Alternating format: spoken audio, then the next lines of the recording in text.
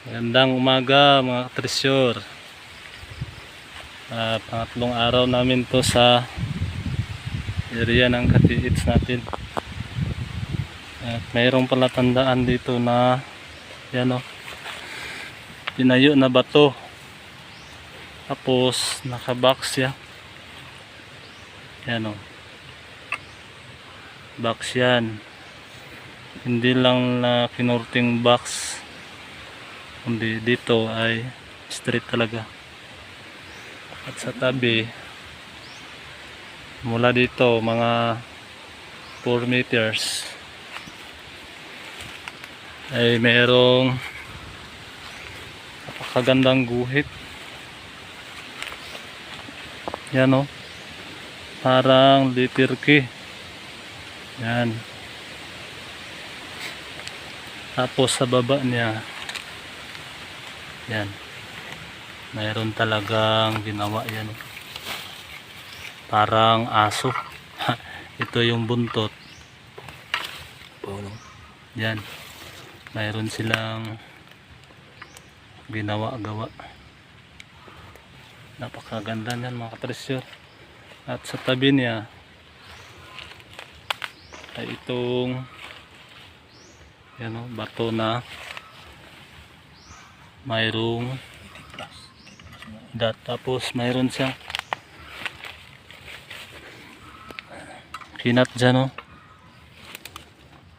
At ang turo pala to, yan o,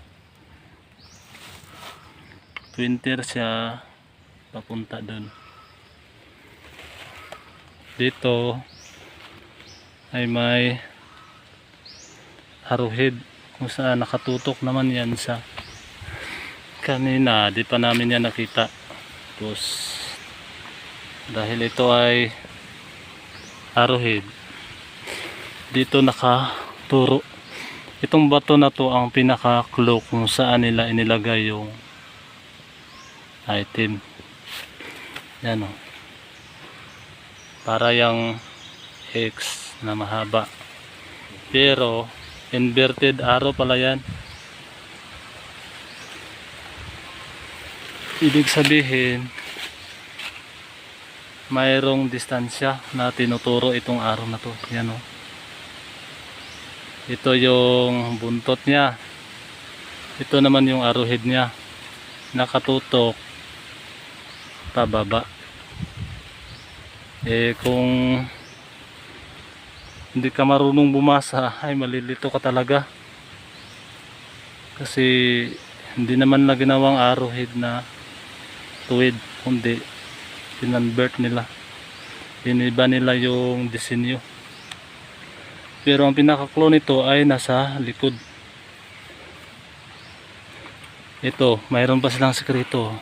Yan o, arrowhead yan, arrow guhit. Tapos may pababa. Tapos ito yung arrowhead. Ang turo, ito pala doon. At sa likod nito, itong pinaka palatandaan ng mga katresyor. Ito ang sekreto kung saan nila binaon. Ito mga butas-butas na palibot yan, butas. Ito butas. Tapos sa tabi merong box talaga yan o, ginuhit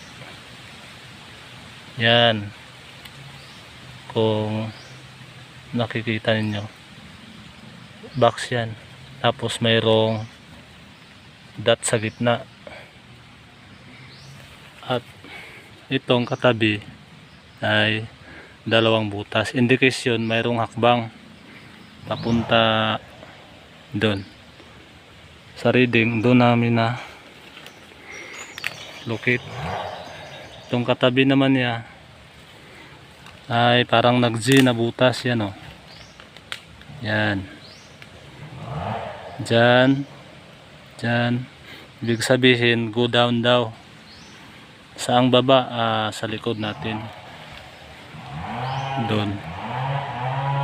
Ito yung hakbang, indikasyon na may lalakarin.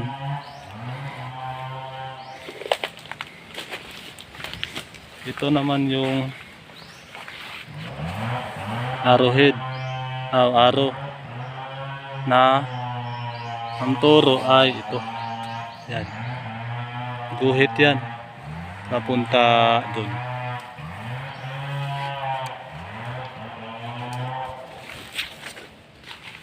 Ang hahanapin daw natin ay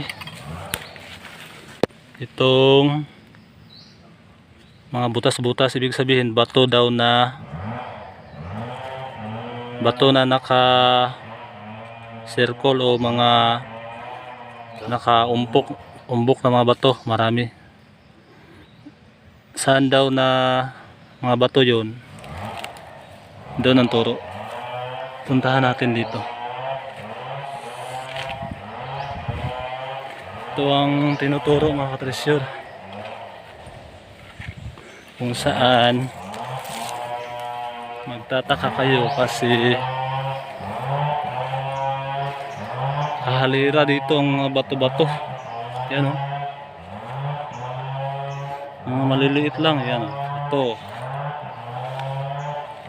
yan, bato-bato yan. Yan, mayroon pang cut. Ito ang tinutukoy ng sign dun na mag-circle yung butas, tapos may box sa gilid. Ibig sabihin mayroon daw box sa mayroong bato-bato. Ito lang mga nakaumbok na mga bato-bato mga katreasure.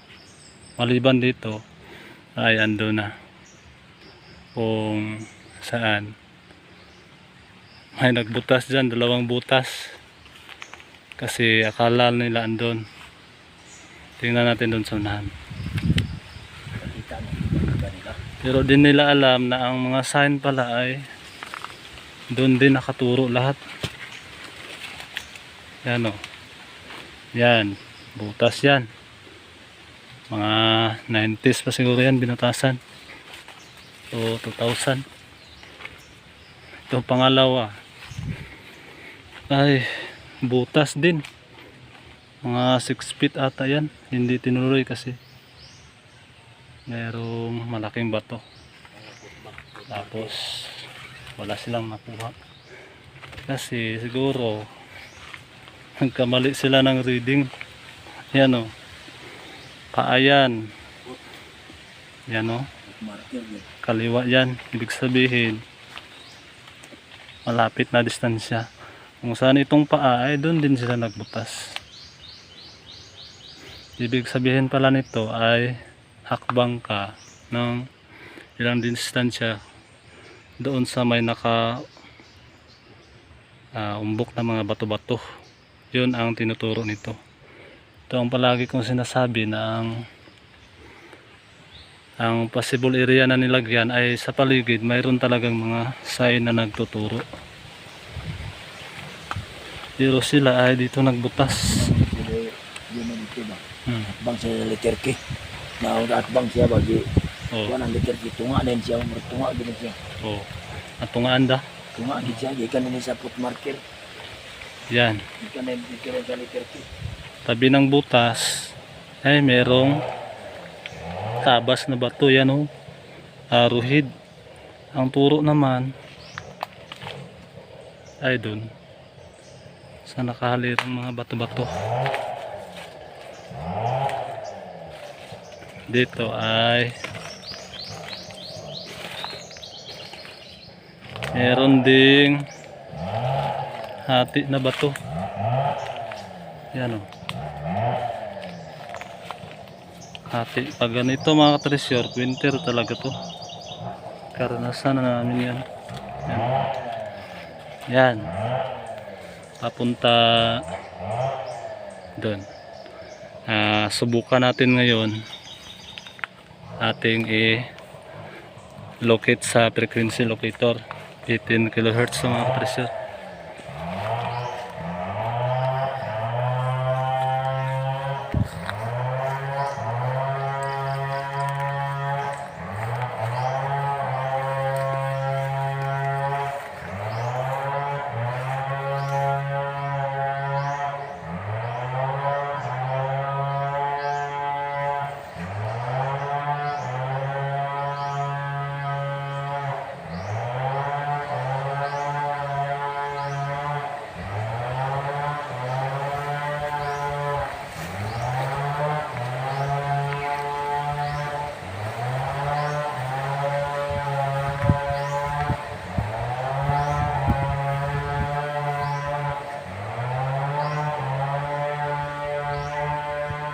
talagang turo mga kapresyor.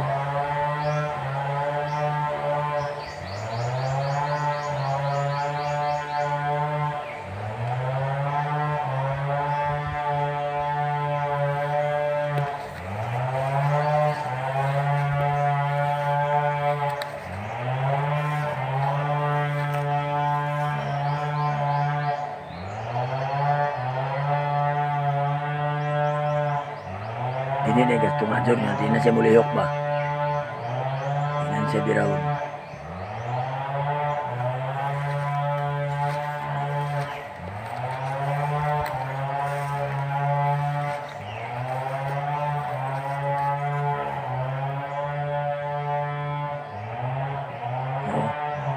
Sinong saon di hagib. Ano yung hindi siya kuhan tapok na bato. Oo. Diyan siya, hihinto. Patunga daw, tunga. Hindi na siya mulihok. Pagitnaan natin, di na to gagalaw.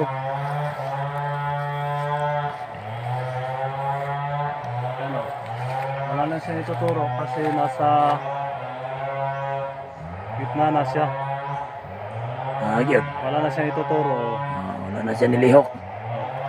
Wala na siya ituturo kasi natumbok na niya yung mga bato-bato.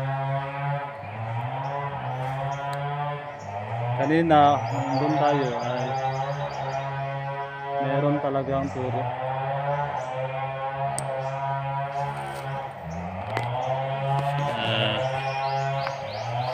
Tama yung reading natin mga katresyor na nasa bato-bato talaga ang nakabaon.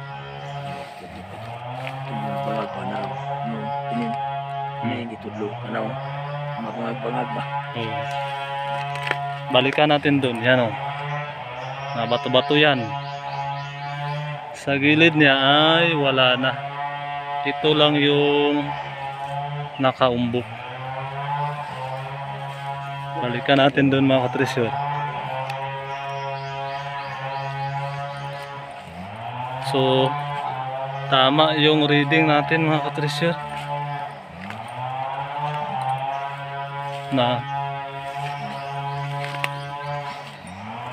nasa mayroon daw isang box. Yan o, yan mga butas-butas, ibig sabihin mga bato-bato na naka back. Tapos mayroong box. Yan o, box yan.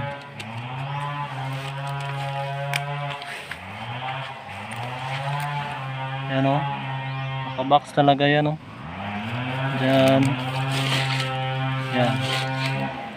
Tama yung sign mga katresyor na nandun talaga sa nalukit natin kung saan dun yung mga bato-bato.